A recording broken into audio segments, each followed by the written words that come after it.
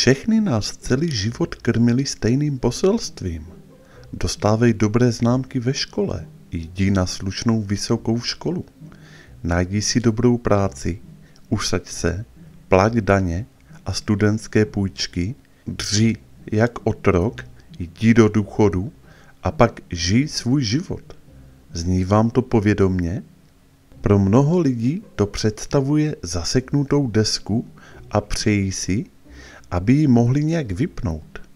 Vypnout nejen rady a dogmata, ale také rigidní systém, do kterého jsme se dostali. Žijeme v tak podmíněné, programované kultuře, kde se lidé cítí, jako by neměli žádné východisko a museli se řídit životním stylem, který jim byl vnucen. Na tento svět jste nicméně přišli, abyste byli šťastní, plní života a spokojení, ne strhaní z práce, kterou nesnášíte a trávíte v ní 50 hodin týdně. Předchozí generace možná měla jiné ideály, ale tahle je jediná, co stojí na vlastních nohách a dělá věci svým způsobem. Všichni jsme unavení z práce, které věnujeme přes 50 hodin týdně jen proto, abychom polovinu peněz utratili za výdaje. Ztrácíme se v začarovaném kruhu a chceme něco lepšího. Toto video je věnované všem tvůrcům, snílkům, mužům a ženám činu, věřícím a udavačům trendů, kteří nevěří v dodržování společenských norem.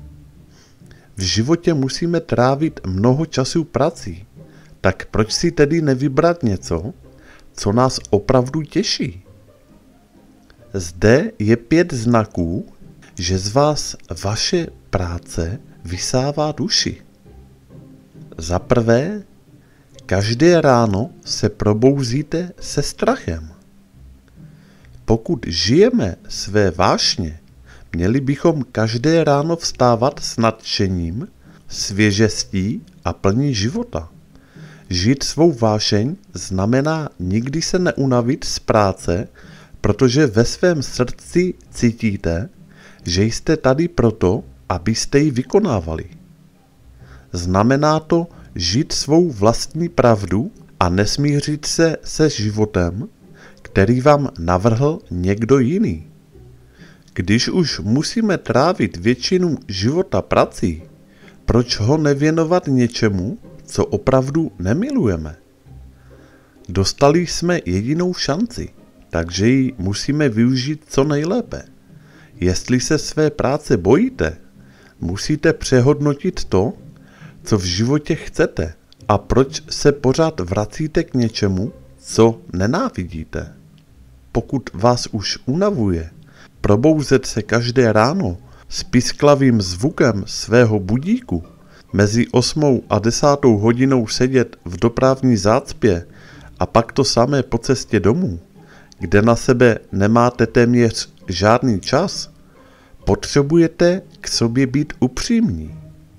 Co si opravdu přejete od života?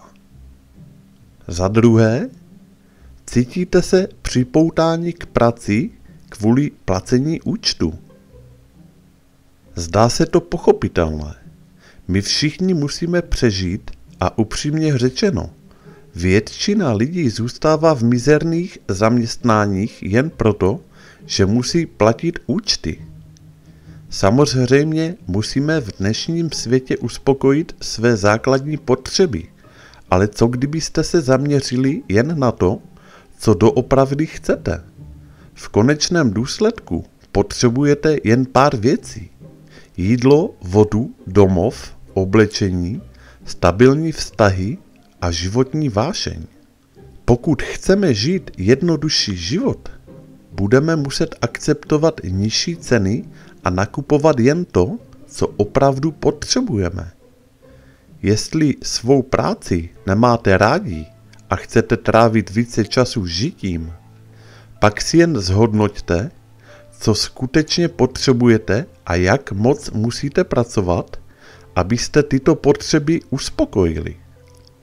Můžete prodat auto, dům nebo jiné drahé věci ve prospěch cestování nebo jízdy na kole. Svůj majetek a životní styl můžete vždycky omezit, abyste nemuseli být závislí na mnoha věcech a obešli se bez práce.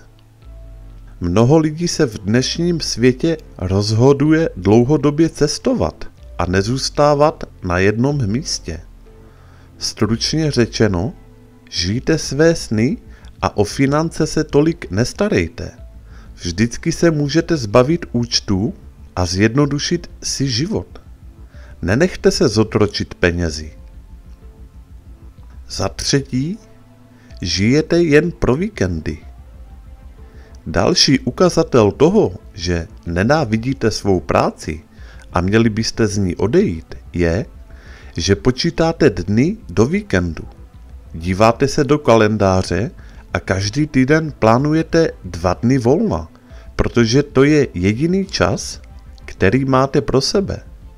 Pokud zjistíte, že žijete pro zítřek, musíte si položit otázku, jak trávíte dnešek. Proč se držíte v práci, která se vám nelíbí? Samozřejmě kvůli penězům, že je to tak.